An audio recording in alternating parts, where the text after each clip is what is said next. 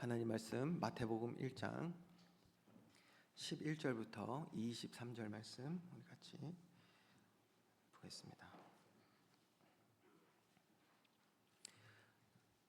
마태복음 1장 18절부터 23절 우리 한 절씩 교독하겠습니다.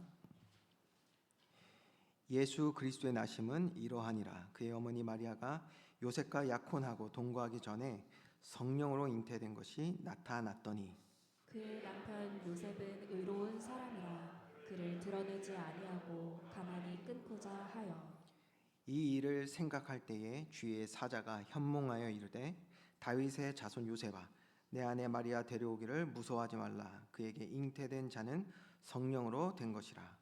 아들을 낳으리니 이름을 예수라 하라. 이는 그가 자기 백성을 그들의 죄에서 구원할 자이시니라 하니라. 이 모든 일이 된 것은 주께서 선지자로 하신 말씀을 이루려 하심이니 이르시되 보라, 처녀가 잉태하여 아들을 낳을 것이요 그의 이름은 임마누엘이라 하리라 하셨으니 이를 번역한즉 하나님이 우리와 함께 계시다 함이라. 아멘.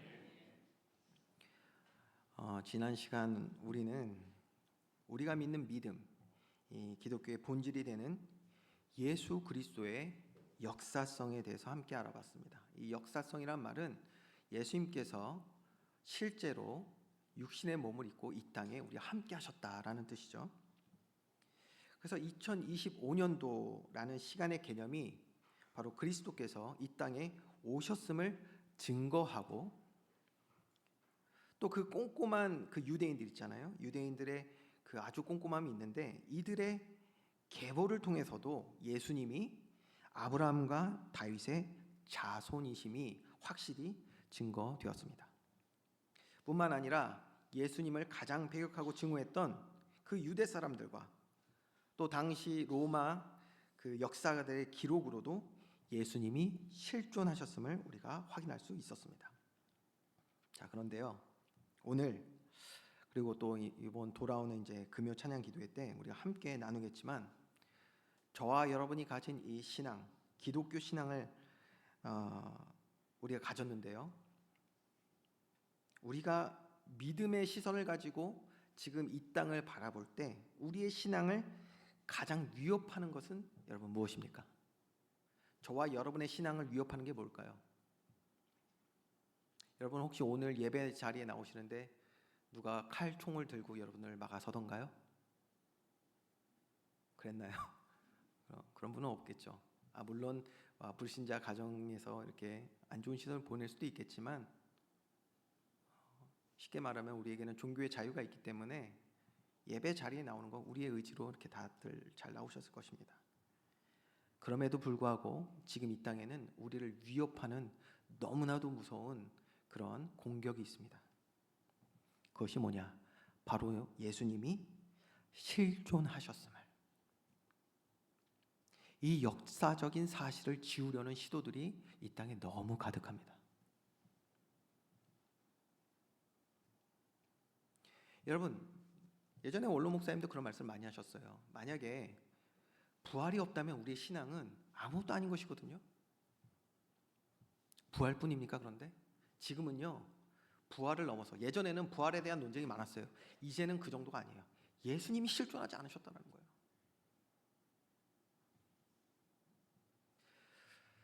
여러분, 이러한 세상에 이런 잘못된 지식들이요, 세상은 물론이고요, 교회 안으로까지 지금 들어오고 있단 말이에요.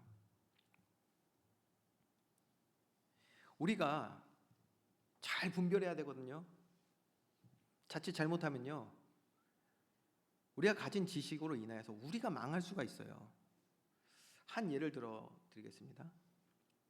세상 사람들은 예수님을 4대 성인 중에 한 명으로 이야기합니다. 4대 성인 중에 한 명. 여기서 말하는 성인은 우리가 생각하는 그런 성인이 아니에요. 그냥 세상에 잘 알려지고 좋은 영향력을 끼쳤던 사람 4명 중에 한 명이라는 거예요. 혹시 4대 성인 다 아십니까? 네, 다 아세요? 전 몰라요. 알 필요 없어요, 그거 사실. 왜냐? 요거만 하시면 돼요.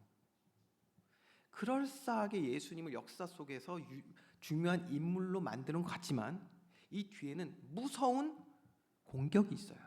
어떤 공격이냐? 4대 성인 중에 한 명으로 만들어서 마치 그들과 동일한 것처럼 만들어버리는 거예요.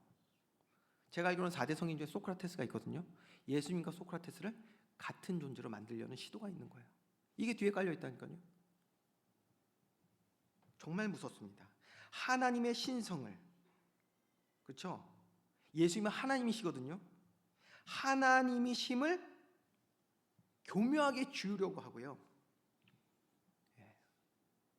그저 인간이었다. 아주 훌륭한 인간이었다. 그게 4대 성인이란 뜻이에요. 이건 어떤 의도입니까? 이렇게 우리들에게 그런 지식을 전달하여서 예수님을 그저 인간으로, 그렇게 되면 어떻게 되냐? 예수님이 이 땅에 오셔서 성경에 기록된 그가 행하신 모든 구원의 일, 이적과 표적이 뭐가 되겠죠? 신화가 되는 거예요. 신화가. 그래서 심지어 이제 뭐하냐? 신학자라고 하는 이런 어리석은 자들 있거든요. 다는 아닙니다. 근데 그들이 뭐라고 얘기하냐? 예수님이 이 땅에 계셨던 거는 그거는 맞대요. 그런데 그가 행하신 모든 것들은 신화적이고, 그래서 그 모든 걸 통해서 우리는 그냥 교훈을 받으면 된다, 이렇게 가르쳐요. 최근에 그 MBC 공영방송 아시죠? 그 방송에서 그 운영을 하는 유튜브 채널이 하나 있는데 역사 관련된 내용을 다루더라고요. 여기에 2명의 학자가 나왔어요. 대담을 하는 거예요. 한 명은 고대근동을 연구하는 고고학자였고요. 다른 한 명은 신학자였습니다. 이 둘이 나와서 바벨론 문화에 대해서 이렇게 토론하는 내용이 있어요. 바벨론 문화. 바벨론 문화를 하면 여러분 잘 아셔야 돼요. 성경 아주 중심되는 거거든요. 첫 번째 나오는 바벨론 문화가 어디냐면 바로 바벨탑 사건이 있었던 메소포타미아 그때예요. 그래서 그거를 저도 이번에 많이 배웠는데 첫 번째 바벨론 시대라고 하더라고요. 첫 바벨론 시대, 구 바벨론 시대, 그리고 중간 바벨론 시대가 있고 후 바벨론 시대가 있는데 그 후 바벨론 시대가 그 이스라엘을 점령하고 했던 가장 강성했던 그 시대를 말합니다. 바벨론. 자, 이거를, 이 문명을 얘기하면서 여러 가지 얘기하는 거예요. 그래서 진행자가 물어보는 거예요. 그런 것들이 성경에 있는 기록들이 어떻게 되냐, 이게 맞냐, 이렇게 질문했거든요. 그랬던데 고고학자가 이렇게 말씀을 이해를 하는데 신학자라고 하는 사람이 뭐라고 말하냐, 이렇게 말하는 거예요. 성경에 기록된 내용이 다 사실이라고 보기는 어렵지만, 네, 전 그런 거 못 참거든요. 와, 화가 막 벌써 나는 거예요. 뭐라고 말했대요? 성경에 있는 내용들이 다 사실이라고 보기는 어렵지만 어떤 부분은 역사적으로 분명히 그랬을 것이다. 여러분, 성경에 기록된 내용이 다 사실이 아니면 뭔가요? 우리 기억해야 됩니다. 우리의 위협이 뭐다? 진리를 왜곡하는 일들이 지금 너무 많아요. 이 땅에. 이 땅에 지금 거짓 교사들이 너무 많습니다. 우리가 복음서를 통해서 계속해서 이 거짓 교사들, 선지자에 대해서 같이 말씀 나누겠지만 정말 기도하면서 지혜와 분별하는 성령의 충만함을 날마다 구하는 저와 여러분 되기를 주님의 이름으로 축원드립니다. 우리가 구약의 가장 중요한 이 모세오경과 여호수아서를 통해서도 보았고, 또 그의 모든 구약과 신약의 내용의 핵심은 뭐냐면 하나님이 자기 백성을 구원하신 그 구원과 그를 통해서 이루시는 하나님 나라예요. 구원과 하나님 나라. 성경은요, 크게 이 두 가지 주제만 알면은 다 볼 수 있는 거예요. 뭐요? 구원과 하나님 나라. 이게 전체 내용이거든요. 이 모든 하나님의 그 구원 계획을 완성하신 분이 누구시냐? 그것이 바로 25년 전에 이 땅에 오신 독생자 예수 그리스도이신 줄 믿으시기 바랍니다. 그런데 그 예수님을 지금요 지우려 한다니까요. 누가요? 세상이. 지우려 해요. 그의 역사성을 부정하고 있고요. 그가 행하시는 일을요 신화로 만들려고 하고 있단 말이에요. 여러분, 저와 여러분이 가장 지켜야 하는 것이 그럼 무엇이겠습니까? 바로 예수 그리스도를 바로 알고 믿는 성경의 진리인 줄 믿으시기 바랍니다. 저와 여러분 이거 지켜내야 돼요. 오늘 허락하신 이 예배를 통해서 주시는 말씀 우리가 함께 나누며 진리를 바로 알고 깨달아 믿음의 굳건히 서는 은혜의 날 되기를 주님의 이름으로 축원드립니다. 자, 지난 시간에 우리가 본 것처럼요, 하나님이신 예수님이 이 땅에 오신 것이 너무나 분명하게 어디에 기록되어 있냐? 마태복음 1장 1절에 기록되어 있습니다. 아브라함과 다윗의 자손 예수 그리스도의 계보라. 너무 중요한 말씀이잖아요. 아브라함과 다윗의 언약, 즉 우리의 구원에 대한 분명한 약속이고요, 또 하나님 나라의 통치, 그것이 회복되어서 그 아래 살아가는 자들로 우리를 그러한 복된 자들의 삶으로 약속하신 것, 바로 이 사실을 이루시기에 누가 오셨다? 구원자 메시아, 그분이 예수님인데 그래서 우리는 그분을 그리스도라 부르잖아요. 그러니까 마태복음 1장 1절이 얼마나 중요해요. 여러분, 누가 누구를 낳고 거기에 우리가 그런 내용이구나, 그 정도가 아니에요. 아브라함과 다윗의 자손 예수 그리스도의 계보라. 얼마나 중요합니까? 사실 성경의 핵심 내용을 다 지금 담고 있는 아주 중요한 고백이죠.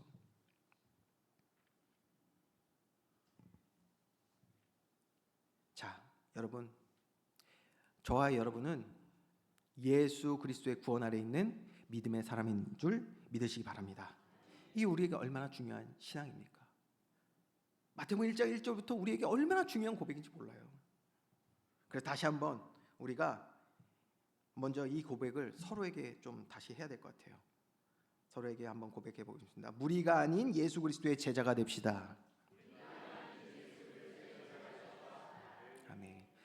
예수님이 이 땅에 오신 것이 구원을 성취하러 오셨는데, 오셔서 행하신 일이 바로 우리를, 저와 여러분을 무리가 아닌 제자 삼으시기 위해 오셨단 말이에요. 우리에게 구원을 이루시고 하나님 나라를 완성하시기 위해 이 땅에 오셨어요. 예수 그리스도의 제자 되는 저와 여러분 되기를 주님의 이름으로 축원드립니다. 제자는 잘 배워야 돼요. 좋은 스승을 만나서 잘 배워야 뭐든 제대로 할 수 있습니다. 그렇죠?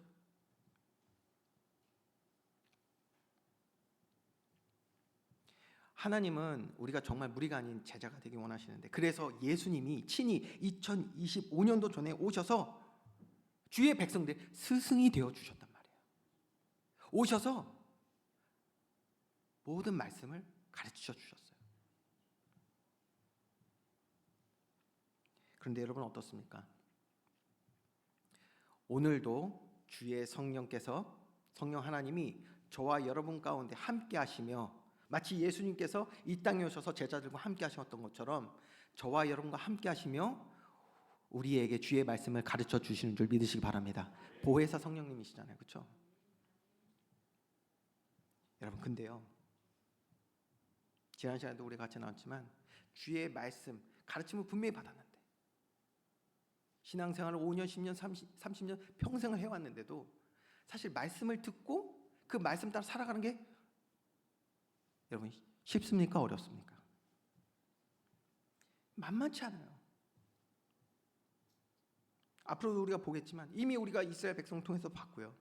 하나님의 말씀을 듣고 배우고, 광야에서는요, 그래서 성막 지어라, 그래서 그 안에 함께 하시면서 그렇게 주님께서 말씀 가르쳐 주시고, 그들과 함께하는 그런 많은 증거를 주셨음에도 불구하고 그의 말씀에 순종하여 살아가는 것이 쉽다 어렵다? 어려워요. 이런 말 있죠. 마음은 원이로되 육신이 연약하여. 어렵다는 얘기예요. 여러분, 세상에는 참 지혜로운 사람 많이 있어요. 그래서 어떤 사람이 이런 말 했어요. 결단하고 그래서 정말 결단하고 반드시 해야겠다고 결단하는데도 안 돼. 그래서 이걸 뭐라고 하냐? 작심삼일. 자, 작심삼일 해보신 분 손 들어볼까요? 네. 저만 들었어요. 거짓말 하신 분들이 많네. 분명히 다 많이 하셨을 텐데. 다이어트 작정. 네, 여기까지만 얘기하겠습니다. 제가 뭘 얘기하겠습니까? 그렇죠?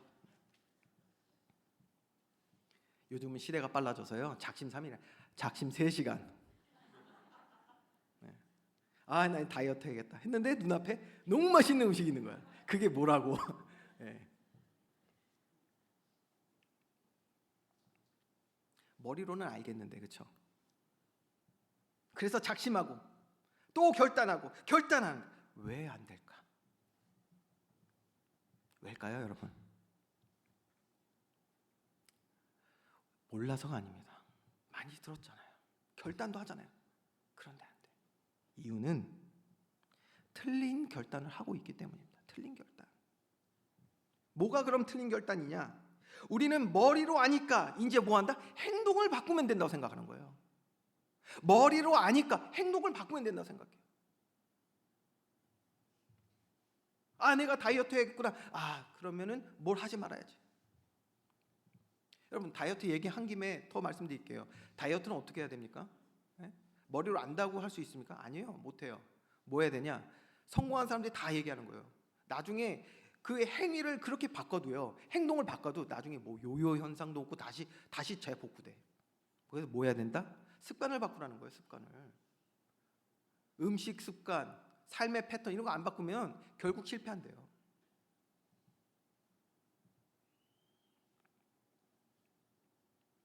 여러분, 머리로 아는데 그 다음에 뭐 한다고? 행동을 바꾸려고 해요. 행위를 강조해요. 그래서 여러분 잘 들으셔야 돼요. 그래서 안 바뀌는 거예요. 마음은 원이로도 안 바뀌어요. 반복해요. 계속 반복해요. 더 정확히 말씀드릴까요? 바뀔 수가 없는 거예요. 왜 그렇습니까? 여러분, 우리의 모든 의지와 말과 행동과 생각, 행위는 어디에서 온다? 우리의 마음에서부터 오는 줄 믿으시기 바랍니다. 마음에서부터요. 우리 근데 그걸 건너뛰는 거예요. 머리로 하니까 행동을 바꾸려고 그래요. 마음을 바꿀 생각 안 하고. 마음. 여러분, 말씀 한 군데 보겠습니다. 에스겔서 36장입니다. 24절부터 25절 말씀을 먼저 제가 읽겠습니다. 내가 너희를 여러 나라 가운데서 인도하여 내고 여러 민족 가운데서 모아 데리고 고국 땅에 들어가서 구원하시겠다는 얘기죠. 맑은 물을 너희에게 뿌려서 너희로 정결케 하되 곧 너희 모든 더러운 것에서와 모든 우상 숭배에서 너희를 정결하게 할 것이며라고 했어요. 모든 더러운 것, 즉 우리 안에 죄로 인해 맺어진 결과들을 말하는 것이죠. 그리고 또 모든 우상 숭배, 우리가 이건 첫 시간에서도 봤지만 우상 혹은 다른 신은 모든 죄악된 인간의 마음에서 만들어진 거짓된 것을 말합니다. 그러니까 애초에 다른 신은 사실 없어요. 다른 신이라고 말하는 것들, 우리가 새겨 절하는 그런 우상들이라고 하는 것도 있죠. 그게 뭔지 아십니까? 우리의 거짓된 마음에서 만들어낸 것들이에요. 그러니까 애초에 뭐다? 허상이에요. 우리 하나님만이 유일한 하나님이신 줄 믿으시기 바랍니다. 다 가짜예요. 자, 그런데 이 말씀 보면 뭐라고 되어 있습니까? 그래서 맑은 물을 뿌려서 어떻게 하신다? 정결하게 하신다고 그랬어요. 이 맑은 물은 그러면 어디다 뿌리냐? 이게 중요하겠죠? 다음 26절, 27절을 여러분이 한번 읽어보겠습니다. 시작.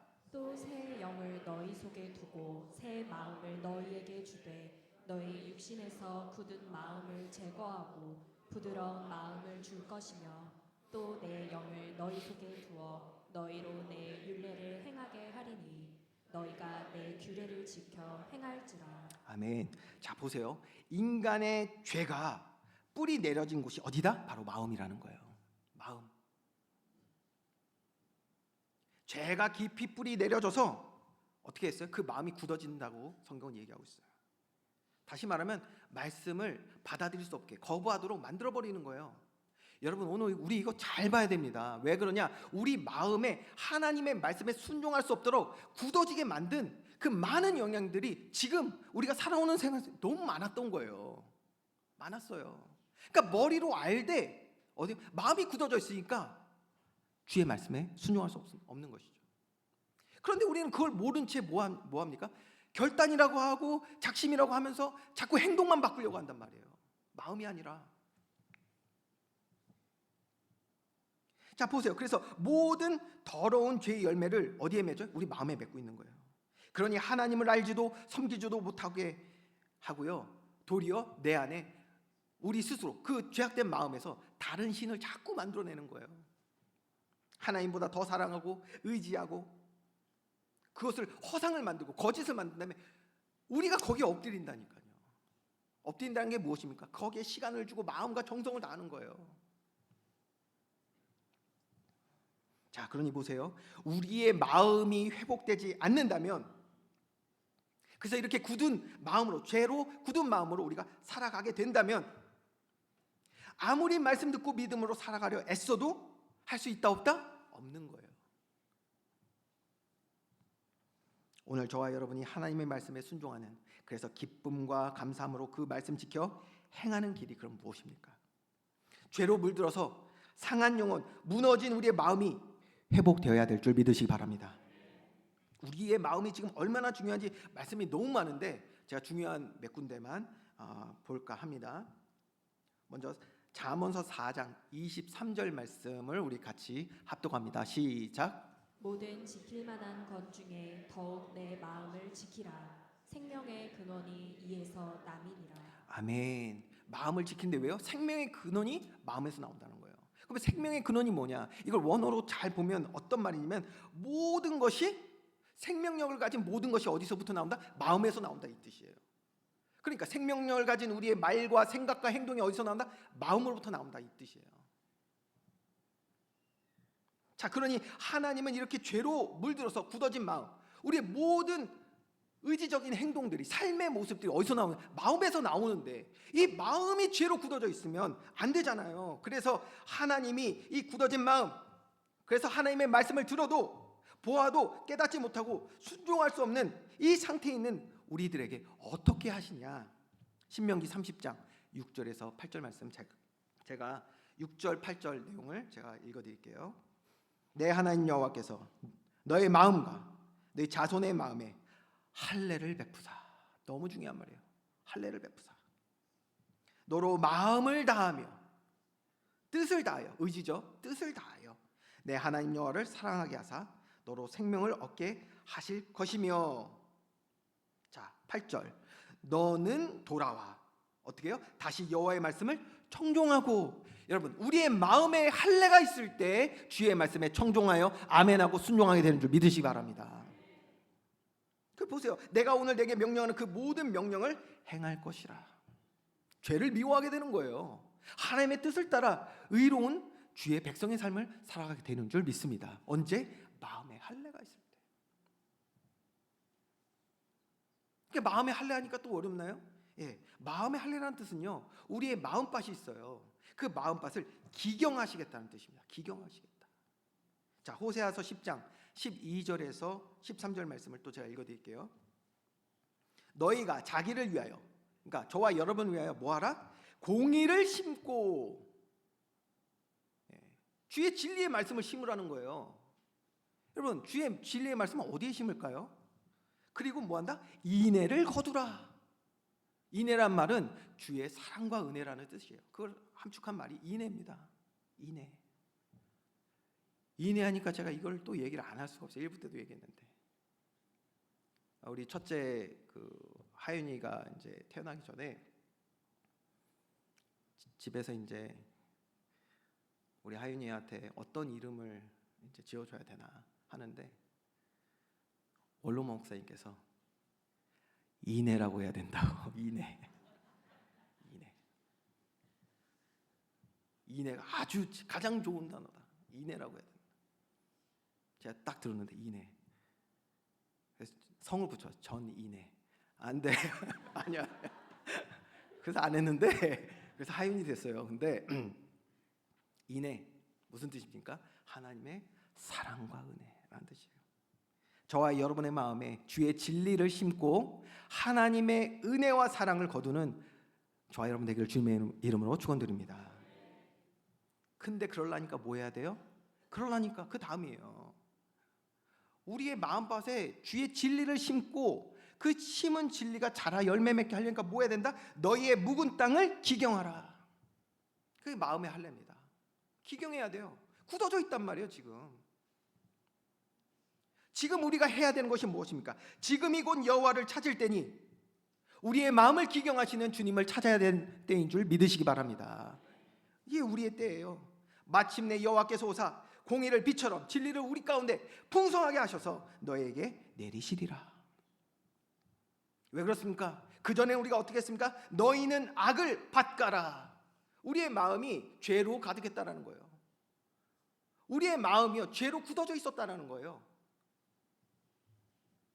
그러니 죄를 거두고, 그렇죠? 거짓 열매를 먹었나니 하나님을 신뢰하지 않고 우리의 생각과, 그게 내 길이라는 뜻이에요. 우리의 생각 경험을 의지하고 많은 용사를 의뢰했다라는 거예요. 세상을 의지하고 살아갔다는 것이죠. 어떻습니까? 저와 여러분, 우리의 마음이 회복되지 않으면 우리는 하나님을 신뢰하지 못합니다. 여전히 우리는 세상 바라보면서 살아가야 되는 거예요. 말씀은 말씀이고 세상 살아가는 건 이렇게 우리의 마음 따라 살아가게 된단 말이에요. 죄로 가득했던 우리의 마음밭, 그래서 거짓 열매를 맺고 먹었던 우리의 마음을 기경하고 이제 하나님의 공의인 진리의 말씀을 심어 인애를 거두라. 주의 사랑과 은혜를 풍성히 얻는 저와 여러분 되기를 주님의 이름으로 축원드립니다. 그래서 이 사실을 깨달았던 믿음의 사람들은 어떻게 주님 앞에 나아가 기도했습니까? 오늘 보세요. 지금이 곧 여호와를 찾을 때라고 했어요. 어떻게 나아가 기도했냐? 우리 시편 51편 10절 말씀을 다 같이 합독하겠습니다. 시작. 하나님이여 내 속에 정한 마음을 창조하시고 내 안에 정직한 영을 새롭게 하소서. 아멘. 정결한 마음 달라고 기도한 거예요. 우리의 상한 영혼을 주님 기경하여 주시옵소서, 이렇게 기도한 거예요. 우리가 이렇게 기도할 때, 주님께 나아갈 때 주의 성령께서 우리 각 사람에게 일하시는데 말씀에 약속하신 대로입니다. 우리의 마음과 생각을 지켜주시는 줄 믿습니다. 자, 성령 하나님이 우리의 마음과 생각을 지켜주신다. 너무 중요한 말이죠. 어떻게 지켜주실까요? 아니요, 먼저 더 중요한 질문. 왜 지키신다고 했을까요? 왜 지키신다고 했냐? 우리의 마음과 생각을 지키신다고 했거든요. 이것부터 우리가 답을 찾아야 어떻게 지켜주시는지에 대해서도 정확한 답을 낼 수가 있습니다.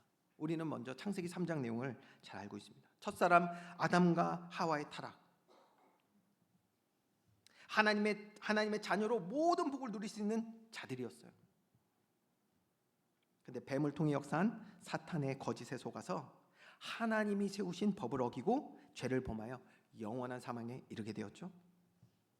여기서 먼저 중요한 질문 하나 하고 이어가겠습니다. 여러분, 당시 아담과 하와에게 역사했던, 뱀을 통해 역사했던 사탄은 오늘도 존재할까요? 안 할까요?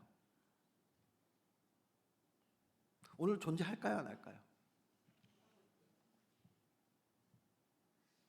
요한계시록 20장 10절에 보니까 사탄은 주님 오시는 재림 때까지 존재하고 역사한다고 분명히 말씀하고 있습니다.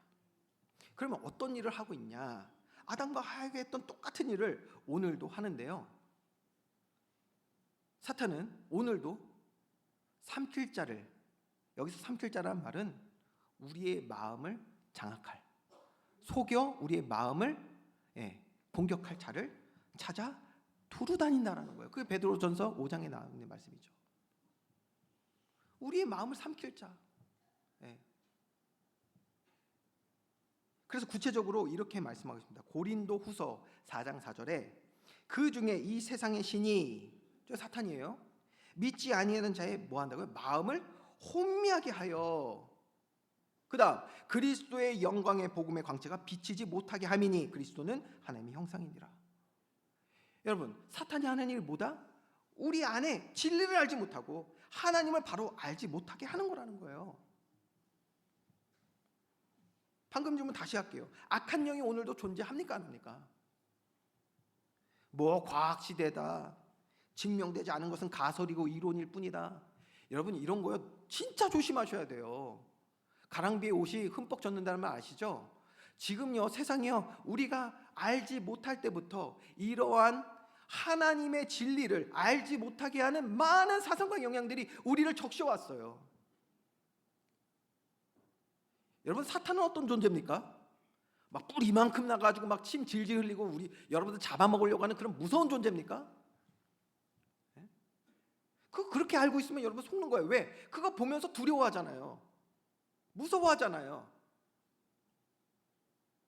예수 그리스도께서 사탄의 권세 완전 박살낸 줄 믿으시기 바랍니다. 아무것도 아니에요 사실. 그냥 속이는 자. 머리털 끝 하나도 건드릴 수 없는 게 사탄이에요. 그런데 보세요. 이 거짓이 세상을 통해서 뭐 영상이다, 영화다, 미디어다, 세상 교육이다, 잘못된 지식이 우리 마음에 뿌리 내려서 삼킬자를 찾아 두루다닌다고 했는데 그러한 우리 마음 가운데 들어와서 그런 거 잘못된 거 심어놓으면 사탄에 대한 잘못된 인식을 갖게 되는 거예요. 두려운 존재, 내가 상대할 수 없는 존재. 정말 그렇습니까? 아주 교묘하잖아요. 손자병법에 보면 지피지기 백전백승. 저걸 알고 나를 알면은 무조건 승리한다는 거예요. 근데요 사탄을 모르게요 우리의 지식을요 얼마나 속여놨는지 몰라요.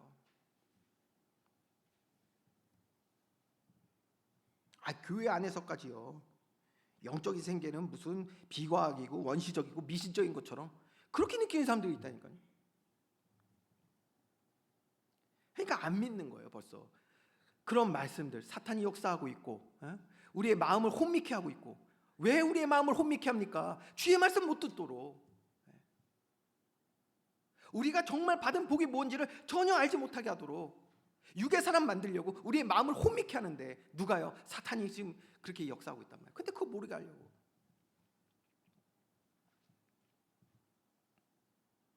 여러분 우리는 오늘도 나의 마음을 비춰보게 하시는 이 거울인 주의 말씀 앞에 온전히 서는 날 되어야 될 줄 믿으시기 바랍니다. 왜요? 저와 여러분 동일해요. 죄 가운데 태어나 죄의 영향 아래 살아온 만큼 우리는 우리의 마음 가운데 어떤 죄의 열매들이 맺히고 있는지를 알지 못하고 왔단 말이에요. 굳어진 것들이 너무 많아요.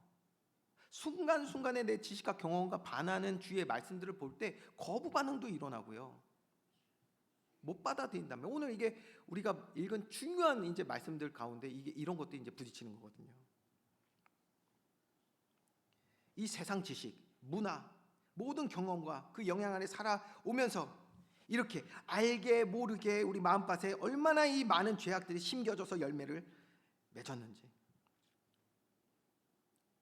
이 맺혀진 것들이 지금보다 서론에 말한 것처럼 진리를 왜곡하는 일에 우리 삶 가운데 지금 영향 주고 있어요. 오늘 읽은 마태복음은 예수 그리스도의 복음의 핵심을 담고 있는 아주 중요한 두 가지 내용을 또 우리에게 함께 전하고 있습니다. 절대로 세상에 뺏겨서는 안 되는 가장 귀하고 보배로운 말씀 두 가지가 있어요. 첫 번째 무엇입니까? 예수 그리스도는 성령으로 잉태하사 동정녀 마리아에게 나신 줄 믿으시기 바랍니다. 여러분 이게 얼마나 중요한 말씀인지 몰라요. 여러분 마태복음 1장은요 서론이면서 가장 중요한 핵심인 거예요. 지금 아멘으로 고백하셨는데 이게 구체적으로 우리가 무엇을 믿는다는 것입니까? 예수님은 하나님이신데 인간의 몸을 입고 이 땅에 오셨다는 걸 의미하죠. 그런데 그거보다 중요한 게 뭐냐? 예수님이 성령으로 잉태되셨다는 거예요. 성령으로. 남자를 알지 못하는 마리아, 동정녀 마리아의 몸을 입고 오셨다. 이게 또 무엇을 의미합니까? 인간의 몸을 입고 오신 예수님은 아담 이후 모든 인간이 가지고 태어나는 원죄를 가지지 않으셨다는 뜻이에요. 다시 말하면 모든 인류의 죄를 담당하고 죽으실 수 있는 십자가의 대속 제물이 되실 수 있는 유일한 구원자가 되시는 줄 믿으시기 바랍니다. 굉장히 중요한 말이에요 이게. 자 그러면 보세요. 우리 계속 이런 거 이제 얘기할 건데 이거 훈련이기 때문에 세상은 그러면 이거를 왜곡할까요 안 할까요? 이걸 왜곡하려고 하는 거예요. 그러니까 예수님이 성령을 잉태하시고 동정녀 마리아로 태어나심을 이거 부정하려고 하겠죠. 그래서 우리는 이걸 절대 놓쳐서는 안 된다라는 거예요. 여러분 우리가 바로 알면 틀린 거는 이제 분별할 수 있게 되거든요. 사탄이 우리의 마음을 호미케 한다고 했습니다. 여러 가지 방법이 있는데 뭐 문화 지식이 있는데 그 중에 가장 교묘한 것 중에 하나가 바로 기독교 이단들이에요. 이단. 제가 이제 이 이단에 대해서 얘기하면 여러분들이 어느 정도 듣다가 감이 오실 거예요. 한번 들어보세요. 어떤 이단에서 이렇게 얘기하더라고요. 자신에게 그리스도의 영이 왔대요. 그리스도의 영이. 자신에게 그리스도의 영. 구원받은 저와 여러분 각 사람에게 성령 하나님께서 임하신 줄 믿으시기 바랍니다. 근데 그 말이 아니라 자기에게만 그리스도의 영이 왔대요. 이게 무슨 말이죠? 재림주라는 뜻이에요. 그 말은 부활하신 예수님께서 그 사람에게만 오셨다. 예. 자기가 재림주라는 뜻이거든요. 그게 그걸 뭐 알고 하는 말인지 모르는지 모르겠는데, 그러면서 자신을 뭐라고 부르냐? 보혜사라고 부르더라고요. 보혜사. 그러니까 보혜사가 바로 그리스도께서 이 땅에 오셔서 행하신 일이 보혜사고, 이 보혜사가 우리 각 사람에게 이제 이루어지기 위하여 성령 하나님께서 오셨단 말이에요. 자기 보혜사래. 그래서 그를 이제 추앙하는 사람들이 막 찬송가를 만들었더라고요. 찬송가. 그래서 막 찬송을 하는데 뭐라고 그러냐면 평화의 왕이다라고 하고, 뭐 약속의 왕, 언약을 이룰 왕이다라고 부르는데, 나중에 뭐 찬송가라고 그런데 하여튼 그 맨 마지막에 이제 후렴구에 어떻게 끝나냐면, 뭐 애들 장난도 아니야. 만왕의 왕 그가 누구냐? 바로 만희 왕이라네. 그거 보면서 야 진짜 뭐 애들 장난도 아니고. 여러분 신천지 보세요. 완전 거짓이잖아요. 그렇죠? 이만희가 예수 그리스도의 영이 자기에게 재림했다고 주장하려면 뭐부터 해야 돼요? 성령으로 잉태돼야 돼요. 예. 아담의 후손이면 뭘 가지고 태어난다? 죄 가지고 태어나요. 말이 안 되는 거예요. 그러니까 뭐 자기가 보혜사입니까? 보혜사가 될 수가 없는 것이죠. 그러니 그런 주장은 이미 성경에서 예언한 수많은 거짓 선지자, 적 그리스도 중에 그 많은 무리 중에 하나일 뿐인 거예요. 자, 근데 제가 왜 이런 말씀을 드리냐? 이 거짓이란 말이에요. 거짓, 그렇죠? 거짓이죠. 큰일 났네 이거. 대답이 확실하게 안 나오는데. 요만큼의 가능성이 있습니까? 아니요, 없어요. 뭐 인간이 어떻게 보혜사입니까? 절대 그럴 수 없어요. 문제는 뭐냐? 그 거짓이요, 어디에 뿌리 내리면? 마음에 뿌리 내려지면. 종교 사기죠. 근데 마음에 뿌리 내려지면 어떤 행동까지는 생명까지도 바치겠다고 하는 거예요. 얼마나 무섭습니까? 아니 거짓 복음이에요. 지금 거짓 허상이에요. 마음을 혼미케 하는 거예요 지금. 근데 그게 속아버리면 생명까지도 드리는 삶을 아예 올인을 하는 일들을 해버린단 말이에요. 저와 여러분은 마음을 혼미케 하는 모든 거짓을 이겨낼 진리로 무장한, 그래서 복음을 살아내는, 그리고 증거하는 강한 용사 되기를 주님의 이름으로 축원드립니다. 또 보세요. 요즘 아주 핫한 건데 이건 잠깐만 언급하고 넘어가겠습니다.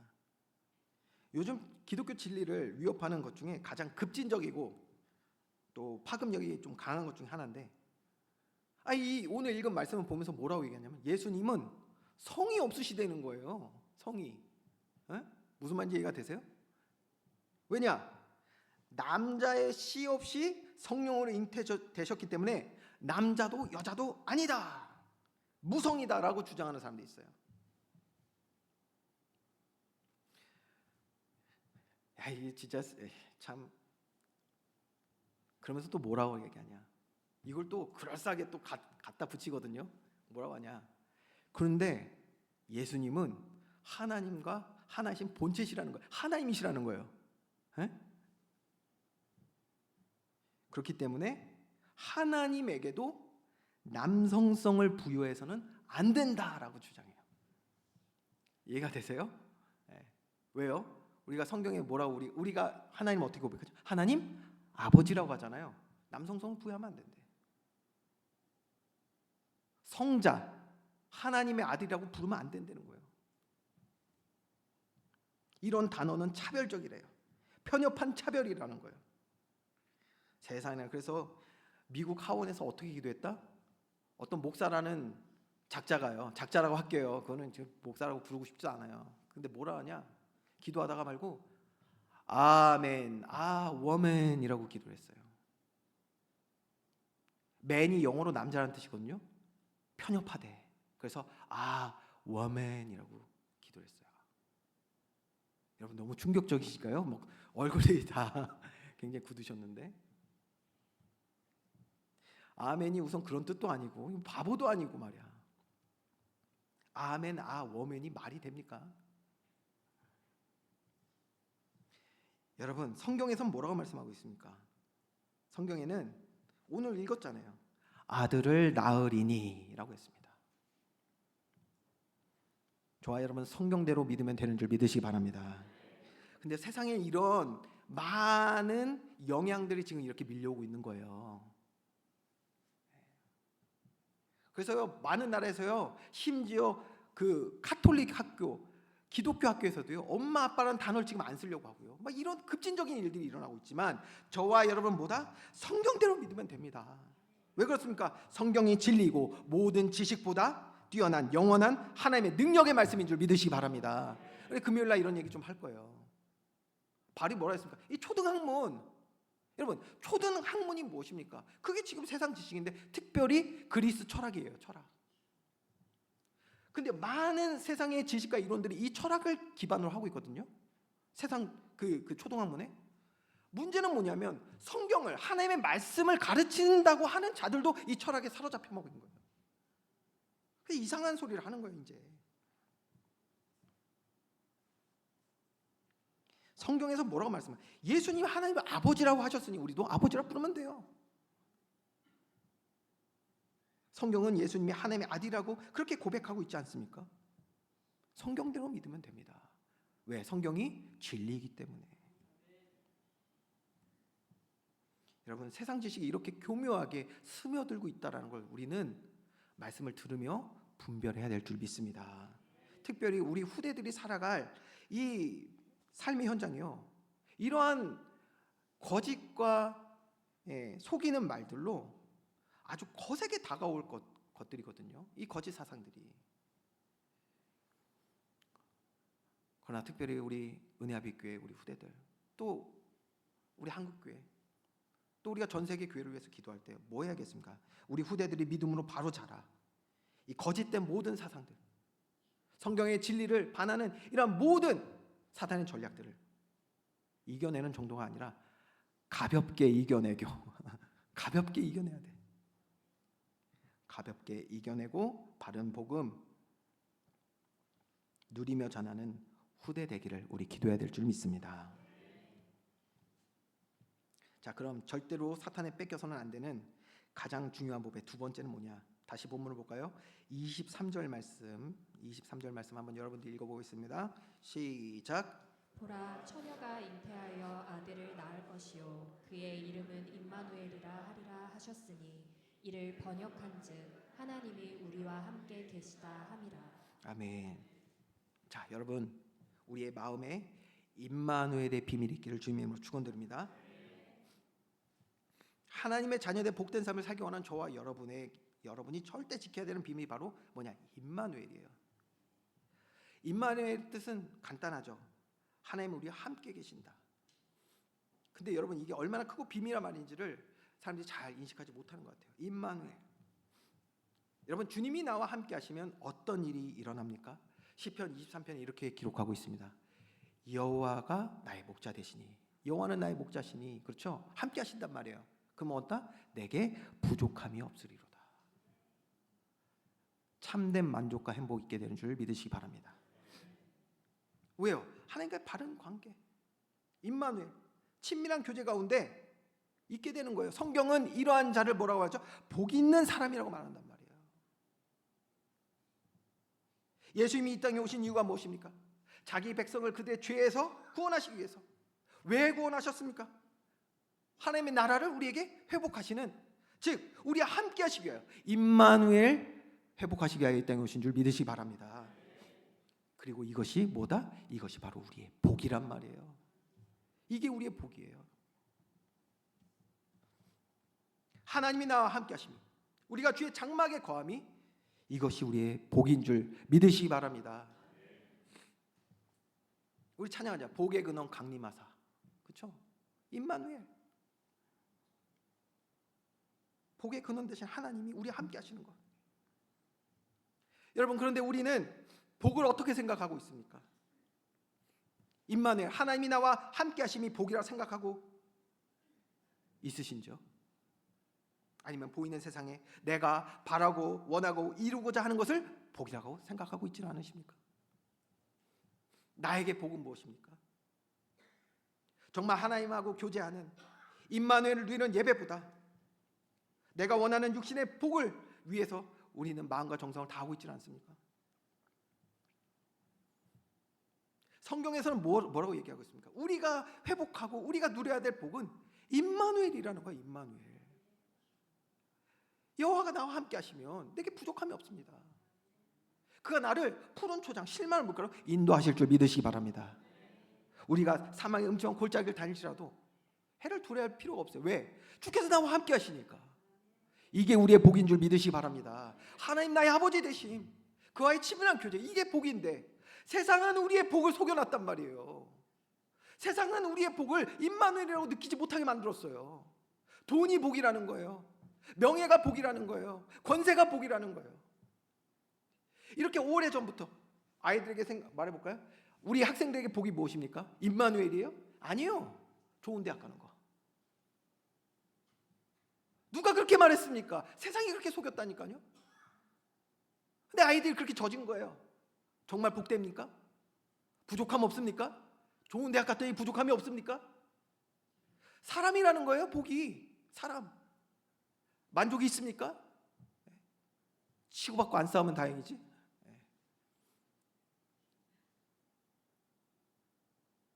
돈, 명예, 권세, 사람. 우리의 마음을 이렇게 혼미하게 만들어놨다니까요. 우리의 마음에 거짓된 헛된 소망이 뿌려져 있기 때문에 임마누엘이 내게 복이 아니라 육신에 보이는 영광이 복이라고 생각하는 거예요. 이것을 쫓는 것입니다. 여러분, 하나님 자녀된 참된 복을 풍성히 누리는 성도 되시기 원하시죠? 입으로만 여호와는 나의 목자가 아니시라, 정말 주로 인해서 참된 만족 얻고 행복 누리는 믿음의 사람 되기 여러분, 저와 여러분 다 원하시잖아요. 그렇다면 우리는 오늘 이 시간 기도하며 주께 나아가야 될 줄 믿습니다. 하나님, 상한 나의 마음 고쳐주시옵소서. 진리의 말씀으로 새롭게 하셔서 하나님 자녀된 복된 삶을 살아가게 하여 주시옵소서. 이러한 간절한 기도가 우리에게 있어야 될 줄 믿으시기 바랍니다. 결론입니다. 복음서의 핵심은 예수님의 제자 훈련입니다. 마찬가지로 우리가 출애굽기를 통해서 봤지만 이스라엘을 하나님은 광야에서 뭐 하셨다? 믿음을 단련하셨어요. 자, 그러면 예수님의 제자 훈련의 핵심은 어디에 있는지 아시겠죠? 바로 우리의 마음을 훈련하시는 거예요. 마음의 할례, 마음의 기경, 마음을 하시는 거예요. 이제 여러분 복음서를 보시면 아실 거예요. 어떤 단어가 굉장히 많이 나오냐면 마음이라는 단어가 굉장히 많이 나옵니다. 마음. 이제 앞으로 이제 말씀 보면서 더 나오겠죠? 믿음을 단련한다. 어디를 단련하시나? 우리의 마음을 단련하시겠다는 거예요. 그래서 제자 훈련을 어떻게 진행하셨냐? 주님이 부르신 자들에게 말씀을 가르치시고, 그다음 뭐예요? 그들의 마음을 고치시고, 상한 영혼들을 고치시고, 이제 그 말씀에 순종하며 복 있는 자의 삶을 통해 증인되게 하시는 것. 이것이 바로 예수님의 제자 훈련입니다. 여러분, 그래서 저와 여러분은 우리의 마음과 생각을 변화시키시고 치유하시며 회복하시는 바로 주의 말씀 앞으로 나아가는 일에 힘써야 될 줄 믿습니다. 정말 예배 자리를 정말 여러분 삼아야 됩니다. 우리가 이 마음의 할례 놓고 기도하고요, 정말 우리의 마음이 회복되는 것, 그래서 내 마음에 헛된 것, 거짓된 것 다 드러나서 치유하시고 그 자리에 나의 복이 되시는 임마누엘의 축복이 우리에게 담겨서 진정한 복을 정말 깨닫고 누리는 삶이 되어야 될 줄 믿습니다. 여러분, 사탄은요 이것을 어떻게든 막으려고 하는 거예요. 그러니까 이게 우리의 진정한 복이거든요. 여러분, 복을 한번 맛보시라니까요. 임마누엘 축복 한번 맛보면 끝나는 거예요. 우리 찬양도 하잖아요. 하나님을 믿으니, 하나님을 만나니 끝난 것이다. 왜 그렇습니까? 정말 이 축복을 우리가 누리고 맛보게 되면 실수하고 넘어지더라도 뭐예요? 다시 돌아가는 거예요. 누구에게로? 나의 복의 근원 대신 하나님께로 돌아가는 거예요. 다시 세상에 눈 돌리는 것이 아니라 돌아가는 거예요. 임마누엘 축복을 누린 자들은. 그래서 사탄이 가장 두려워하는 것이 뭐냐? 우리가 임마누엘 축복을 누리는 것. 그래서 올 2025년도 우리의 마음이 새롭게 되어서 임마누엘의 참된 복을 누리며 전하는 증인된 삶 사는 저와 여러분 우리 교회 되기를 주님의 이름으로 축원드립니다. 기도하겠습니다. 사랑의 하나님, 우리의 마음을 기경하시어 주님이 우리에게 허락하신 진리의 말씀 담기고 하나님이 나와 함께 하시는 임마누엘 축복 누려 세상이 알지 못하는 비밀 가지게 하시고 하늘과 땅의 모든 권세 가신 주님과 함께하며 믿음으로 승리하여 하나님께 영광 돌리는 존귀한 삶을 살아가게 하여 주시옵소서. 감사드리며 예수 그리스도의 이름으로 기도합니다. 아멘.